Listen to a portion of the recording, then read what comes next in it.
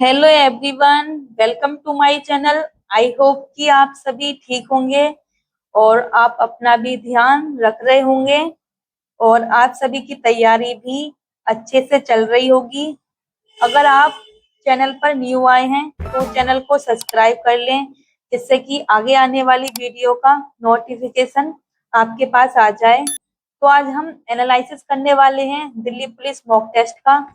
और ये mock test मैंने टेक्स्ट बुक पर दिया था। मेरा टेक्स्ट बुक पर क्या स्कोर रहा आप सभी से शेयर करूंगी। उससे पहले आप मुझे कमेंट करके ये बताएं कि आप टेक्स्ट बुक पर मॉक टेस्ट लगाते हैं तो आपका स्कोर क्या रहता है।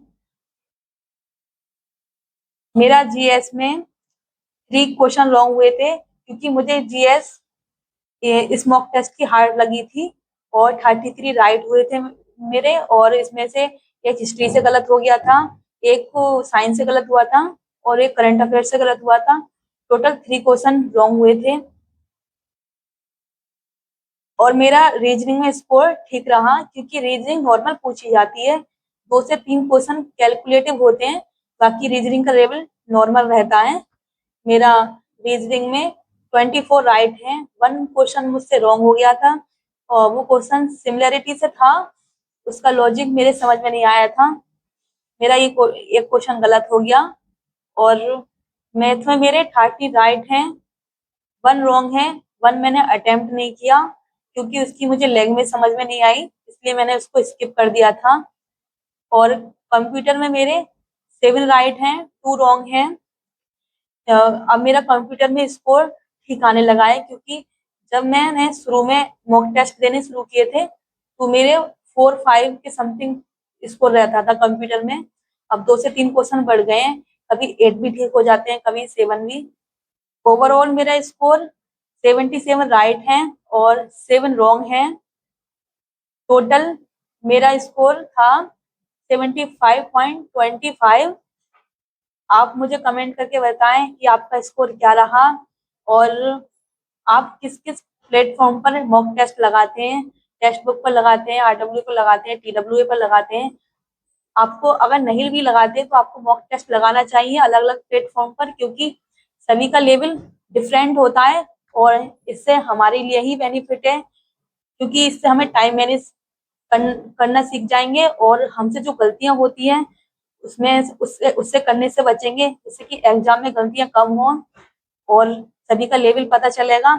इससे हमारी पढ़ाई को ही बेनिफिट मिलेगा। आप अगर स्कोर कम भी आ रहा है किसी भी मॉक टेस्ट में, चाहे आरडब्ल्यू का हो, चाहे टीडब्ल्यूए का हो, चाहे टेक्स्ट बुक का हो, तो आपको डिमोटिवेट नहीं होना है। आपसे जो भी गलत हो रहा है उसको एनालाइज करें, और जिस सब्जेक्ट से क्वेश्चन गलत हो रहे हैं और किस टॉपिक से हो रहे हैं उस टॉपिक को अच्छे से पढ़ लें, ताकि आगे नेक्स्ट मॉक टेस्ट में उस टॉपिक से क्वेश्चन आए तो आपसे गलत नहीं हो, 100% राइट करो। इस तरह से किसी टॉपिक को पढ़ो और जिसका भी मॉक टेस्ट में स्कोर अच्छा आ रहा है, अच्छी बात है, अपनी तैयारी को रेगुलर करते रहें। मेरे पास कमेंट आया था कि दीदी आपका फर्स्ट मॉक टेस्ट में क्या स्कोर रहा। मैंने आप सभी से वीडियो में शेयर किया है कि मेरा 51 स्कोर था। और उस टाइम मेरी मैथ बिल्कुल ठीक नहीं थी। मैथ में मेरे 4-5 के समथिंग क्वेश्चन होते थे मुझसे, क्योंकि मैंने उस टाइम मैथ को पढ़ना स्टार्ट किया था और इसलिए मेरा मैथ में स्कोर कम रहता था। अब मेरा मैथ का भी स्कोर इंक्रीज हो गया है, 14-13 के समथिंग आता है। और कंप्यूटर भी मेरा वीक था, कंप्यूटर में 4-5 क्वेश्चन होते थे, अब 8 के समथिंग क्वेश्चन राइट होते हैं। रीजनिंग के भी 2 से 3 क्वेश्चन कटते थे। इसी तरह मेरा स्कोर थोड़ा डाउन रहता था शुरू में, लेकिन मैंने अपनी गलतियों को एनालाइज किया। मुझसे जिस चैप्टर से क्वेश्चन गलत हो रहे थे उस चैप्टर को मैंने 3 से 4 बार रिवाइज किया, चाहे वो रीजनिंग के हो, चाहे मैथ के हो, चाहे जीएस के हो, किसी भी के भी हो। मैंने उसको अच्छे से अच्छे अपने रिवाइज करती रही, इससे मेरा स्कोर इंक्रीज हो गया। आप भी अपनी गलतियों को एनालाइज करें और अपने जो आपके जो क्वेश्चन गलत हो रहे हैं उनके चैप्टर को अच्छे से पढ़ें, आपका भी स्कोर इंक्रीज होगा। और मेरी वीडियो को लाइक करें एंड चैनल को सब्सक्राइब करें। Thank you.